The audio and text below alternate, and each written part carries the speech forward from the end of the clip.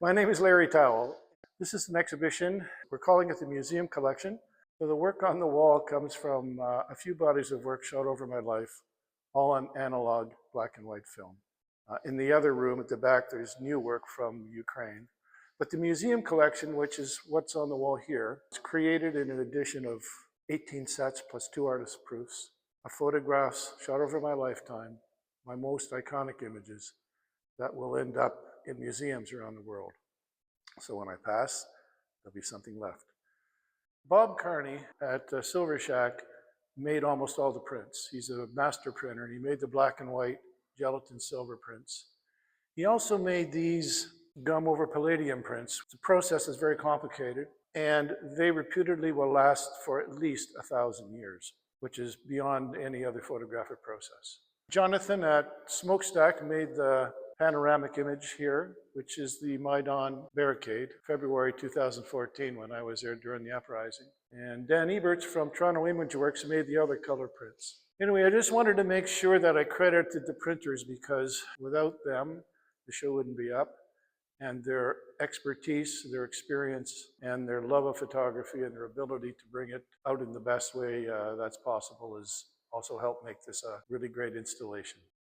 The Mennonites, which is a work that I shot over 10 years of old colony Mennonites in Canada and in Mexico, represents an in-depth attachment to these people.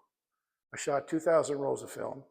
The book is 120 photographs, published in 2000 by Phaidon, which I believe there are 6 or 7 images on the wall. Body of work in El Salvador, where there's a very brutal civil war through the 70s and 80s.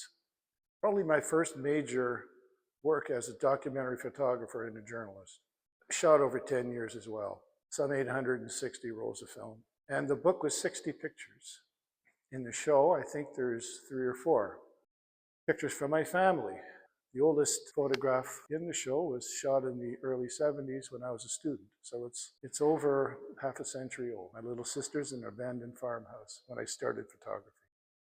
As I look around the room, there's a photograph taken on September 11th, 2001, when I was in New York City, and the Twin Towers were attacked. I woke up and I ran out the door because I was staying very close, and took this image, which has become sort of an iconic image, an image that everybody recognizes in history.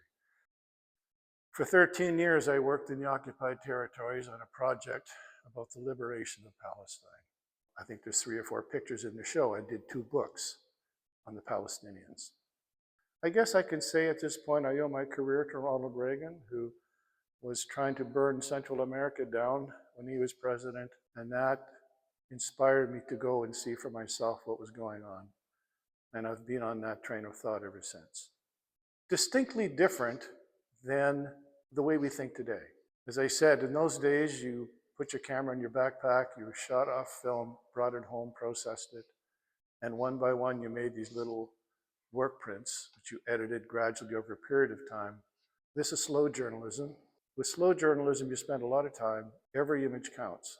It stands in stark contrast, in a way, to today, when there's 57,000 photographs taken every second. There's 3.2 billion photographs taken every day, 720,000 hours of video uploaded online every single day. Today, photographs are good for about 24 hours. They go up online and they disappear. There are no more iconic images in the world. There's too many photographs, and we don't take the same amount of time to look at them. So this show is a contravention. This show, I guess, is an example of an opposite way of looking at photography. Also, there's a new book I have out, which is for sale here at the Bulger Gallery, called The History War. I worked in Ukraine since 2014, and it just came out, and it covers the entire conflict in Ukraine up until and including the genocide in Bucha. Thank you. So I hope you enjoy it.